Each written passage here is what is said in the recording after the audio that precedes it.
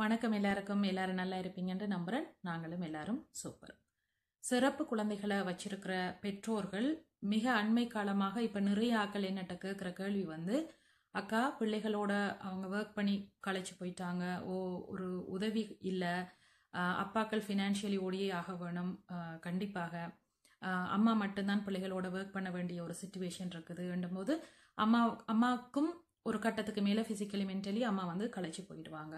அப்போ அந்த டைமில் எங்களோட ஸ்பெஷல் நீட்ஸ் பிள்ளைகளை வச்சிருக்கிற பெற்றோர்கள் என்ன யோசிக்கிறாங்கன்னு சொல்லி சொன்னால், எங்கேயாவது வேற ஒரு நாட்டுக்கு கொண்டு போயிட்டோ, எங்களோட சொந்த நாடுகளுக்கு போயிட்டு பிள்ளைகளை கொஞ்சம் காலம் விட்டு எடுத்துக்கொண்டு வரலாமா, அந்த தெரப்பி கொடுக்கலாம், இந்த தெரப்பி கொடுக்கலாம், அந்த நாட்டுக்கு போகலாம், இந்த நாட்டுக்கு போகலாம், ஏகப்பட்ட விஷயங்கள் உண்மையாக இருக்குது. அந்த சிறப்பு குழந்தைகளை வச்சிருக்கிற பெற்றோர்கள் அவ்வளோ குழப்பத்தில் இருக்காங்க. ஸோ அவங்க எல்லாருக்காகவும் ஒரு விழிப்புணர்வாகவும் இருக்க வேணும்ன்றதுக்காகத்தான் இந்த வீடியோ. என்னுடைய நோக்கமும் அதுதான். எனக்கும் 2 பிள்ளைகள் இருக்காங்க, உங்கள் எல்லாருக்கும் தெரிஞ்சிருக்கும். நான் சொல்கிற இந்த 5 விஷயத்தை கண்டிப்பாக ஃபாலோ பண்ணுங்கள். சிறப்பு குழந்தைகள் உங்களுக்கு இருக்கிறாங்கன்னு சொல்லி சொன்னால், நான் சொல்கிற இந்த 5 விஷயத்தை நிச்சயமாக நீங்கள் ஃபாலோ பண்ணிங்கன்னா கண்டிப்பாக உங்களோட பிள்ளைகளில் பெரிய பெரிய டெவலப்மெண்ட் வந்து நிச்சயமாக இருக்கும். 1, சாப்பாடு. ஹெல்த்தியாக சாப்பாடு கொடுக்கறது வெரி வெரி இம்பார்ட்டன்ட். இப்போ உள்ள ஆராய்ச்சிகளின் படி பார்த்தீங்கன்னு சொல்லி சொன்னால், சாப்பாடு தான் ஃபிசிக்கல் மென்டல் ஹெல்த் எல்லாத்துக்குமே வந்து ரூட் கோஸ் சாப்பாடு.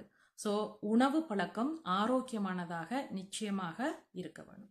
2வது எக்ஸசைஸ், உடற்பயிற்சி. களைக்கிற அளவுக்கு நல்ல எக்ஸசைஸ்கள் கொடுக்கறது. அது உங்களோட பிள்ளைகளுடைய ஹெல்த் கண்டிஷன் எல்லாம் பொறுத்து நீங்கள் அதுக்கேற்ற மாதிரி பிளான் பண்ணி பார்த்து டாக்டரோட அட்வைஸ்கள் எடுத்து செய்ய வேணும். இருக்கிற பிள்ளைகளும் இருக்கலாம் தானே. ஸோ அவங்களுக்கெல்லாம் பார்த்து நீங்கள் செய்ய வேணும். பட் அந்த ஆராய்ச்சிகளின் படி உள்ள விஷயத்தை நான் சொல்கிறேன். எக்ஸசைஸ், உடற்பயிற்சிகள் வந்து நன்றாக செய்கிறது. 3வது விஷயம், பிள்ளைகளுக்குரிய தெரப்பிகளை நீங்கள் கொடுக்கறது. 4வது விஷயம், என்வைரன்மெண்ட். உங்களை இருக்கிற சுற்றுச்சூழல் வந்துட்டு பிள்ளைகளுக்கு பொருத்தமானதாக நிச்சயமாக இருக்க வேணும்.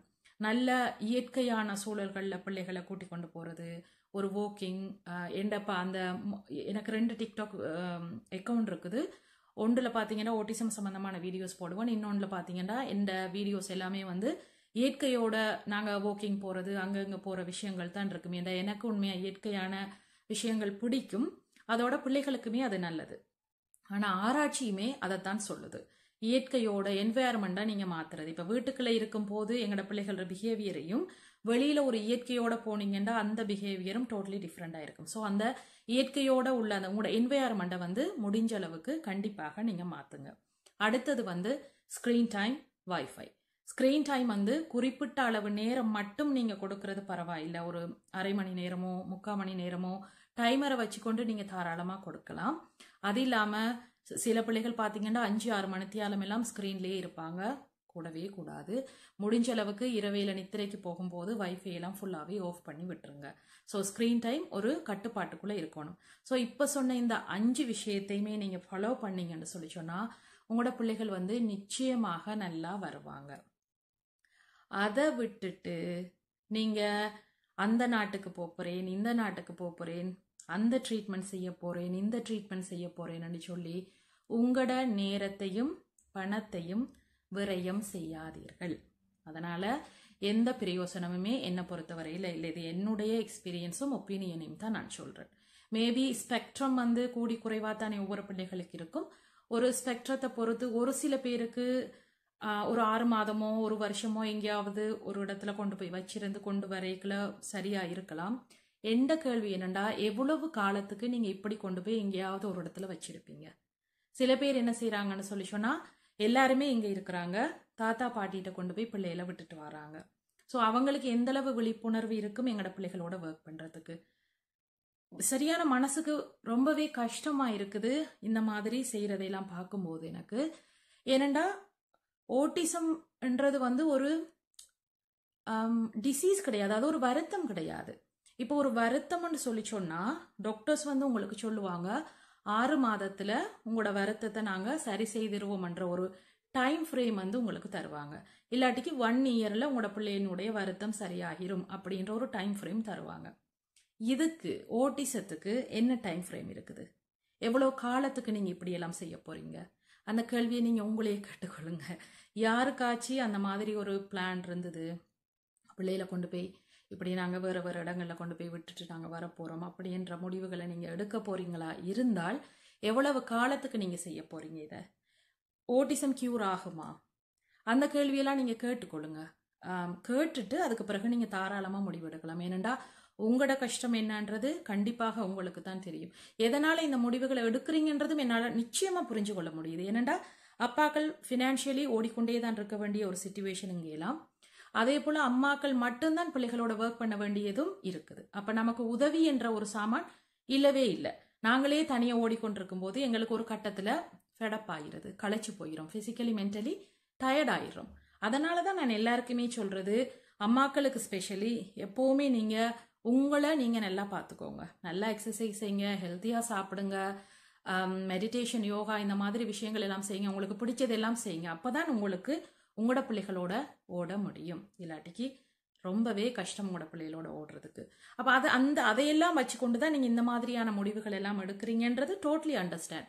பட் ஆனால் முடிவெடுக்கிறது உங்களோட கையில் தான் இருக்குது கண்டிப்பாக.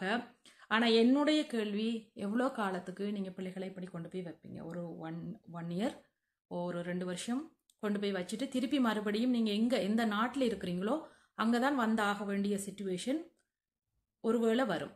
ஒருவேளை வராட்டிக்கு ஓகே, நீங்கள் அங்கேயே செட்டில் ஆகுறீங்கன்னா பரவாயில்ல. மறுபடியும் இங்கே வரும்போது திருப்பி மறுபடியும் கிடைச்ச விஷயங்கள் எல்லாமே பிள்ளைக்கு கிடைக்காட்டிக்கு அங்கே எல்லா தெரப்பியும் கொடுப்பீங்க, யாரையோ வச்சு என்னென்ன எல்லாம் செய்வீங்க. மறுபடியும் இங்கே வரும்போது திருப்பியும் பிள்ளை வந்து ஸ்ட்ரகிள் பண்ணத்தான் போகுது. ஸோ இது வருத்தம் இல்லைன்றதை ஒருக்கா புரிஞ்சுக்கொள்ளுங்க. இது டிசீஸ் கிடையாது, இது டிசபிலிட்டி. டிசபிலிட்டி என்றைக்குல நீங்கள் கொஞ்சம் பிள்ளைகளுக்கு ட்ரைனிங் நிறைய கொடுத்து, இப்போ நான் சொன்ன இந்த 5 விஷயத்தையுமே நீங்கள் ஸ்ட்ரிக்டாக ஃபாலோ பண்ணலாம். அப்பப்போ ரூல்ஸை பிரேக் பண்ணுறது தான் நானும் இல்லைன்னு இல்லை. 100% ஃபுட்டை வெரி எந்த நேரமும் ஹெல்த்தியாக கொடுக்குறதோ அப்படி செய்ய முடியாது. வெளியில் போகல சில நேரங்களில் நாங்கள் அதுகளை விடுறது தான், இல்லைன்னு இல்லை. பட் இப்போ சொன்ன 5 விஷயங்களையும் நீங்கள் நல்ல வடிவாக ஃபாலோ பண்ணி, நல்ல எக்ஸசைஸ் கொடுத்து, நல்ல ஹெல்த்தியான சாப்பாடு கொடுத்து, நல்ல வடிவாக தெரப்பி கொடுத்து, என்வையர்மெண்ட் எல்லாம் மாற்றி, ஸ்க்ரீன் டைம் எல்லாம் கட் பண்ணி, இந்த 5 விஷயத்தையும் ஃபாலோ பண்ணிட்டீங்கன்றாலே உங்களோட பிள்ளைகள் நல்ல இம்ப்ரூவ்மெண்ட் ஆகுவாங்க. அடுத்தது இங்கே எல்லாம் நான் வேறு வீடியோவில் உங்களுக்கு நான் சொல்லுறேன். எல்லா விஷயத்தையுமே ஒரு வீடியோவில் சொல்ல முடியாது. இப்போ இன்கேஸ் உங்களுக்கு ஃபினான்ஷியலி நீங்கள் ஓகே, உங்களால் மேனேஜ் பண்ண முடியுமன்றபடியால் தானே ஏதோ நாட்டுக்கெல்லாம் போகிறதுக்கெல்லாம் பிளான் பண்ணுறீங்க. ஸோ நான் என்ன சொல்லுவேன்டா பெற்றோர்களுக்கு, அந்த காசை வச்சுக்கொண்டு நீங்கள் இங்கே ஸ்பெண்ட் பண்ணுங்க. நீங்கள் பள்ளிக்கூடத்தையும் NHSஐயும் நம்பிக்கொண்டு காலத்தை வீணடிக்காதீங்க. இப்போ நீங்கள் அதையெல்லாம் நம்பாம தானே எங்கேயோ போறீங்க. ஸோ அதை நீங்கள் இங்கேயே இருந்து கொண்டு உங்களுக்கு ஒர்க் பண்ண முடியலையா, நீங்கள் டயர்ட் ஆயிட்டீங்களா, ஃபிசிக்கலி மென்டலி உங்களால் இயலாமல் இருக்குதா தனியாக செய்யறதுக்குண்டா, ஒரு கேரரை வச்சுக்கொண்டு கேரர் மூலமாக என்னென்னலாம் கொடுக்க வேணுமோ அதையெல்லாம் உங்களோட பிள்ளைகளுக்கு கொடுங்க. கொடுக்கும்போது உண்மையாக பிள்ளைகள் எல்லாம் நல்லா வருவாங்க. இதுக்கெல்லாம் ஒரு டைம் ஃப்ரேமே கிடையாது. பேரண்ட்ஸ் உண்மையிலே இவ்வளோ கால அனுபவத்திலையும் எத்தனையோ பிள்ளைகளை பார்த்த ஒரு எக்ஸ்பீரியன்ஸ்லையும் தான் நான் சொல்கிறேன். எவ்வளவோ பேர் எங்கெங்கேயோ கூட்டிக் கொண்டு போயிட்டு ஒரு 6 மாதம் 1 வருஷம் பள்ளிக்கூடத்தையெல்லாம் விட்டு கொண்டு போயிட்டு மறுபடியும் திருப்பி இருக்கிற நாட்டுக்கே மறுபடியும் வரும்போது பள்ளிக்கூடம் இல்லாமல் பிள்ளைகளோட பிஹேவியர் இஷ்யூ அது இதுன்னு சொல்லி பயங்கரமாக கஷ்டப்பட்டு கொண்டிருக்காங்க. ஸோ எந்த முடிவாக இருந்தாலும் உங்களோட பிள்ளைகளை முன்னிறுத்தி எடுங்க. உங்களோட பிள்ளைகளை யோசிங்க. பிள்ளைகளால் இதெல்லாம் கோப்ப பண்ண முடியுமான்றதை யோசிச்சுட்டு அதுக்கு பிறகு ஒரு நல்ல சிறந்த முடிவா நீங்க கண்டிப்பாக எடுக்க வேணும். அப்படின்றது தான் என்னுடைய தாழ்மையான வேண்டுகோள். இங்க வச்சுக்கொண்டே முடிஞ்ச அளவுக்கு உங்களோட பிள்ளைகளுக்கு என்னென்ன உதவி செய்ய முடியுமோ செய்யுங்க. இதுக்கு மேல முடிவெடுக்கிற பொறுப்பு கண்டிப்பாக பெற்றோர்களாகிய உங்களுக்கு தான் இருக்குது. சொன்ன இந்த 5 விஷயத்தையும் மைண்ட்ல வச்சிருங்க, ஃபாலோ பண்ணுங்க, ட்ரை பண்ணி பார்த்துட்டு கமெண்ட் பண்ணுங்க. இல்லையா, தயவு செய்து விழிப்புணர்வோடு இருங்க. பெற்றோர்கள் நீங்க எவ்வளோக்கு எவ்வளோ ஒரு ஓட்டிசமண்டா என்னன்ற அந்த அளவுக்கு ஒரு விழிப்புணர்வோடு இருந்தீங்கன்னு சொல்லி சொன்னா இந்த மாதிரியான முடிவுகள் கண்டிப்பாக நீங்க எடுக்க மாட்டீங்கன்னு நான் நம்புறேன். ஐ ஹோப் எல்லாருக்கும் இந்த வீடியோ பிடிச்சிருக்குமென்று நம்புறேன். அடுத்த வீடியோல சந்திப்போம். நன்றி, வணக்கம்.